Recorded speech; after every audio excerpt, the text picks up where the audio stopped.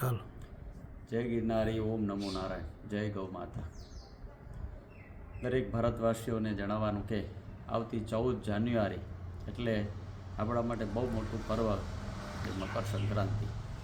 મકર સંક્રાંતિ એ આપણા માટે એટલા માટે મહત્ત્વનું છે કે આ પર્વ એ દાનનો મહિમાનો પર્વ છે, ગૌ સેવાનો મહિમા છે. મકર સંક્રાંતિના દિવસે ઘણા બધા દાનનો મહિમા છે.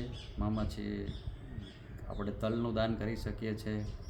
આપણે ત્યાં રાશિ પ્રમાણે અલગ અલગ વિધાન છે દાન કરવાના, પણ આપણા માટે શ્રેષ્ઠ દાન છે એ ગૌદાનનો, ગૌ સેવાનો મહિમા છે. મકર સંક્રાંતિનો અર્થ છે મકર રાશિમાં જ્યારે સૂર્ય પ્રવેશ કરે છે એટલે એને મકર સંક્રાંતિ કહેવાય છે. અને સૂર્ય એ દક્ષિણમાંથી ઉત્તર તરફ પ્રયાણ કરે છે એટલે એને ઉત્તરાયણ પણ કહેવાય છે. અને આ પર્વ એ દાનનું પર્વ છે.